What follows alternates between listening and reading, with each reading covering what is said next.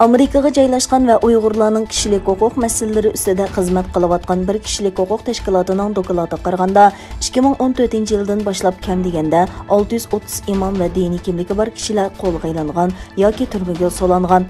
Uyg'ur kishilik huquq qurilishi tarafidan tayyorlangan dokladda 18 diniy zotning ya qamoqda yoki qo'lga ilingandan keyin qazo qilganligi bayon qilingan.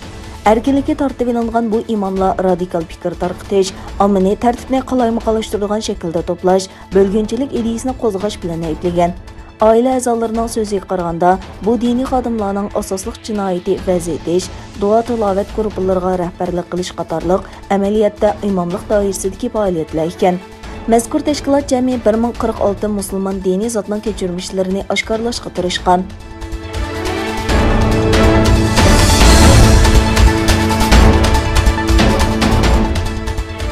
Amerikaning 2020-yillik xalqarалық diniy erkinlik dokladini e'lon qilgan tashqi ishlar ministri Antony Blinken dunyoning o'xshamagan joylarida islom, xristian va yahudi dinlariga bo'lgan dushmanlikning kuchayayotganligini aytdi.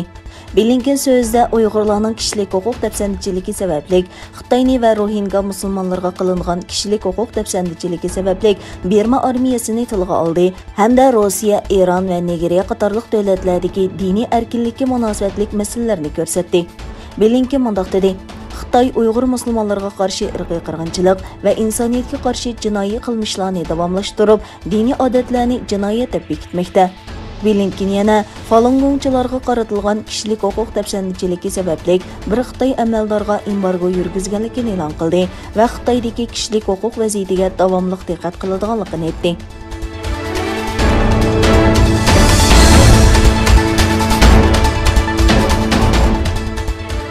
Dunyoga mashhur Forbes jurnali bilan tang o'rinda turadigan boylik jurnali yaqinda 2021-yil dunyodagi ta'sir eng kuchli 50 rahbar tizimligini e'lon qilgan bo'lib, advokat va Amerika xalqaro diniy erkinlik komitetining komissari Nuri Turkel bu tizimlikka kirgan. Boylik jurnalining Nuri Turkelga bergan bahosida mundaq deyilgan: Nuri Turkel dаңlıq kishilik huquq qo'g'dug'uchidir.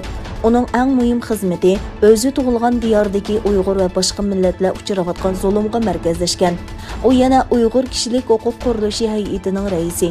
Avam palata raisi Nancy Pelosi o'tgan yili uni Amerika xalqaro diniy erkinlik komitetining komissari qilib tayinladi. U Xitoydagi majburiy emgak va yerli xalqqa yurgizilayotgan madaniyat qirg'inchiligini oyoqlashtirish uchun Amerika Davlat Majlisining Xitoydan paxta, to'qimchilik mahsulotlari va boshqa mollarni import qilmaslik haqida qaror chiqarishga turtki bo'ldi. U yana kuchli sabablarni ko'rsatib, Amerika shirkatlarini mol ta'minlash liniyasini qayta barpo qilish va Xitoydan savdo aloqasini uzishga chaqirdi. Bu qitimqi tizimlikda Yangi Zelandiyaning ayol bosh ministri Jasinda Ardern 1-o'ringa, Nuri Turkel 17-o'ringa, Nobel tinchlik mukofotiga erishgan Malala Yusufzoda 31-o'ringa tizilgan.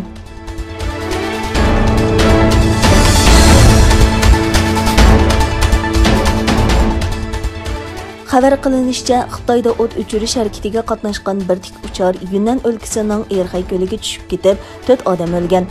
Xitoy jiddiy ishlarni bartaraf qilish ministrligi e'lon qilgan bayonotida tik uchar aeroplandagi 4 kishining hammasining Yunnan o'lkasining Kunmingdagi havo qutqizish atrofida uchquchi ekanligini bildirdi. Tik ucharning tushib ketgan vaqti atrofdagi fuqarolar tomonidan suratga ilingan. Yerlik amaldorlar voqeaning sababini tekshirishning davom qilayotganligini bildirdi.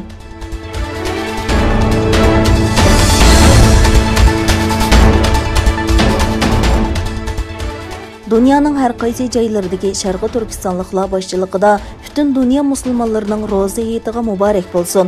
Ulug' Alloh Ramazonda qilgan ibodatlarimiz va duolarimizni qabul qilsin.